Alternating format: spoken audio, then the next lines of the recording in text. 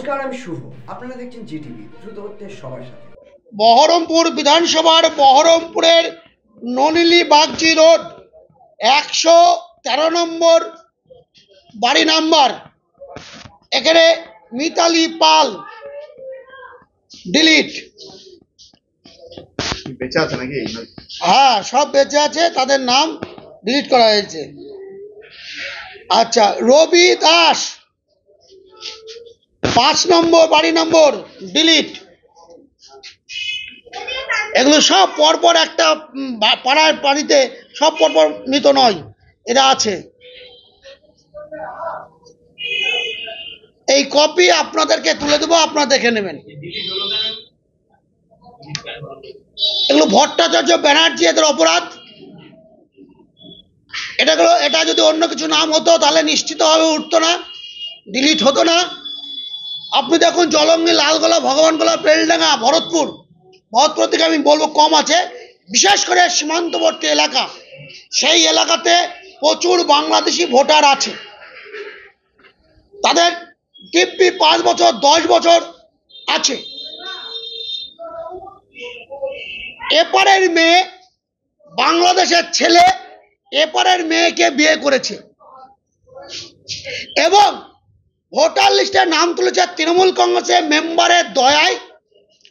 নাম তুলেছেন মেয়ের বাবাকে, অর্থাৎ সম্পর্কে ও শ্বশুর মশাই হয়, সেই শ্বশুর মশাইকে বাবা নামে তার ভোটার লিস্টে নাম তুলেছে। আমি স্পেসিফিকলি বলছিলাম, আরেকটু নামিয়ে দিচ্ছি, তাদের তদন্ত করতে সুবিধা হবে।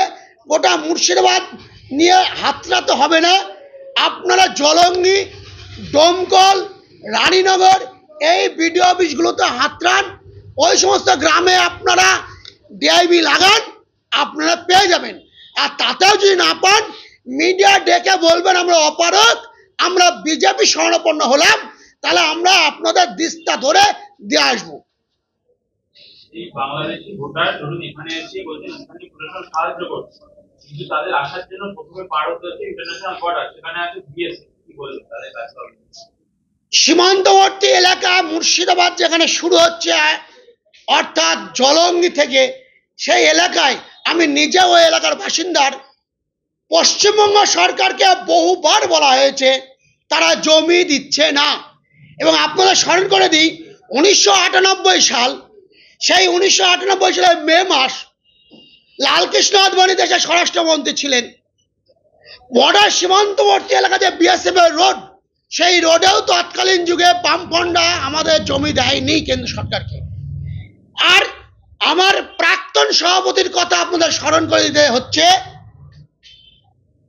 বামফ্রন্টের ফেলে রাখা জুতোতেই তৃণমূল কংগ্রেস পা গলিয়েছে। অর্থাৎ প্রকৃত বামফ্রন্ট হচ্ছে মমতা ব্যানার্জি। বামফ্রন্ট যা যা করেছে মমতা ব্যানার্জি তাই করছেন। তথাগত রায়ের ভাষা, তথাগত দার। সেই জন্য মমতা ব্যানার্জিও এখন ওই লাইনেই সীমান্তবর্তী এলাকায় জমি দিচ্ছে না, তার কাটা বেড়া দেওয়ার কারণে। আপনি খবর নেন এখন কি পরিস্থিতি। বিএসএফ কে কঠিন পরিস্থিতির মধ্যে মোকাবেলা করতে হচ্ছে due to non help from West Bengal government. আজকে প্রতিদিন সীমান্তবর্তী এলাকায়, জলঙ্গি, কাজীপাড়ায় সীমান্তবর্তী এলাকায় বাংলাদেশি ধরা পড়ছে। আপনারা জানেন, পরশুদিন কেউ ধরা পড়েছে 4 জনকে। সম্ভবত খবরে আমি স্পেসিফিকলি না যাওয়ার জন্য আমি বলবো না, গতকালকেও 2 জনকে ধরেছে জলঙ্গি বিএসএফ। জানি না ওটা কতদূর ভিত্তিহীন, সেই জন্য আমার ওটার উপর জোর নেই, কিন্তু বাকিগুলো ক্রমাগত তা ধরছে। চরভদ্রাতে ধরেছে তার আগের দিনকে। তো বিএসএফ এর একার পক্ষে সম্ভব নয় গোটা এলাকা জুড়ে অতদূর টহল দেয়া, যদি লোকাল প্রশাসন যদি সহযোগিতা না করে। আমি এই নিয়ে লালবাগে ডিআইজির সঙ্গে আমি বৈঠকে বসেছিলাম, আপনারা নিশ্চয়ই জানেন, দিন 20 আগে। সেখানে উনি একই কথা বলেছেন যে ওটা সম্ভবপর হচ্ছে না, শুধু লোকাল প্রশাসনের হেল্পের জন্য। গত 27 তারিখ কলকাতা ইন্ডোর স্টেডিয়ামে, নেতাজি স্টেডিয়ামে, রাজ্যের মুখ্যমন্ত্রী তিনি এতদিন নিজে যে কাজটা করেছেন বা করতে চলেছেন এবং বিগত বাম জামানার উপরে যে দোষক তিনি করতেন এবং তার স্পিকারের উপরে কালো চাদর থেকে আরম্ভ করে সোমনাথ চট্টোপাধ্যায় টেবিলে কাগজ ছুঁড়ে ফেলা সবই বাংলার ইতিহাস। ঠিক সেটা এক্সপ্রেশন করতে গিয়ে যেভাবে মুর্শিদাবাদের মানুষকে যারা অপমান করেছে তার আমরা প্রথমত ধিক্কার জানাই। উনি বুনিয়াদপুর বালুরঘাট থেকে আরম্ভ করে পশ্চিম বাংলায় আর কোনো জেলা পেল কি পেল না আমি জানি না, কিন্তু স্পেসিফিকলি নাম করে মুর্শিদাবাদের কথা বলেছেন এবং অতীতে এবং বর্তমানে উনি নিজেই প্রমাণিত, মুখে যা বলেন কাজে তার উল্টো করেন। তার প্রমাণ আমরা দেখেছি এর আগে। কেউ কমিশন খাবেন না, কিন্তু আমরা পাড়ায় পাড়ায় দেখছি প্রধানমন্ত্রী আবাস যোজনার কাটমানি চলছে, দিদির কালীঘাটে পৌঁছে যাচ্ছে। ঠিক একইভাবে ভোটার লিস্ট এটা দেখভালের জন্য উনার দলের মুষ্টিমে কতকগুলো নেতাদের উপরে দায়িত্ব দিয়েছে এবং গত একদিনে অর্থাৎ পরশু দিনে উনি বলার পর কালকে যে ঘটনা ঘটেছে এবং আশা করছে আজকেও তারা করছে, ওরা বেছে বেছে মুর্শিদাবাদে নাম করে বলে দিই হিন্দুদের ভোটার লিস্ট থেকে বাদ দেওয়ার একটা চক্রান্ত করছে। এ খবর গতকাল আমার কাছে এসেছে। আমরা আপনাদের কাছে একদম সুনির্দিষ্ট ভোটার লিস্ট তালিকা আপনাদের হাতে তুলে দেব, আপনাদের মোবাইলেও আমি দেব, যে তারা বহুবার একের পরে এক লিস্ট ভাদুরী, দত্ত, চক্রবর্তী, ব্যানার্জি, দাস, সরকার ইত্যাদি ইত্যাদি নামগুলো আপনাকে দেখাচ্ছি। সেই নামগুলো তারা থাকা সত্ত্বেও তারা ভোট দিতে পারেনি লোকসভার ক্ষেত্রে এবং তারপরেও নতুন যে ভোটার লিস্ট পাবলিশ হয়েছে সেখানে পরিষ্কার ডিলিট বলে ছাপ মারা আছে। আমি সেই কারণে আপনাদের মাধ্যমে মুর্শিদাবাদের মানুষকে সচেতন করতে চাই।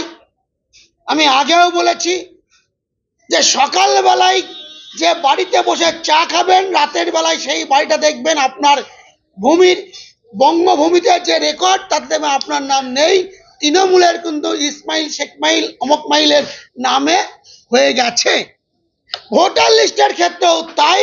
আপনি পঞ্চায়েতে ভোট দিয়েছেন, বিধানসভায় দিয়েছেন, লোকসভায় দিয়েছেন, আগামী বিধানসভায় দিতে পারবেন না। সেই জন্য আপনারা কোনো তৃণমূলের নেতাদের দ্বারস্থ হবেন না। আমি মুর্শিদাবাদের সনাতনী ভোটারদের বলছি, আপনাদের নাম দায়িত্ব নিয়ে বাদ দেওয়ার সিদ্ধান্ত নিয়েছে তৃণমূল কংগ্রেস এবং ওই জায়গায় বাংলাদেশ থেকে আগত ভোটারদের নাম নথিভুক্ত করেছে। সেই তালিকা আমি দেব, কিন্তু কেন এই ঘটনা ঘটছে সেটা পরিষ্কার করে মুখ্যমন্ত্রীকে তো বলতেই হবে। মুর্শিদাবাদের যে নির্বাচন আধিকারিক তাকেও বলতে হবে, যে প্রকাশ্যে তাকে বলতে হবে যে এই কাজ আমরা করে ভুল করেছি। আমি জানি আমার বক্তব্য শোনার পর উনি বলবেন অভিযোগ থাকতেই পারে, অভিযোগ থাকলে হাতে দেন, আমরা দেখছি। ওইসব দেখছি না, যে দেখতে হয় তো আমরাও আপনার চেয়ার উল্টিয়ে দেখবো। মানুষের ধৈর্যের সীমানা ছাড়িয়ে গেছে।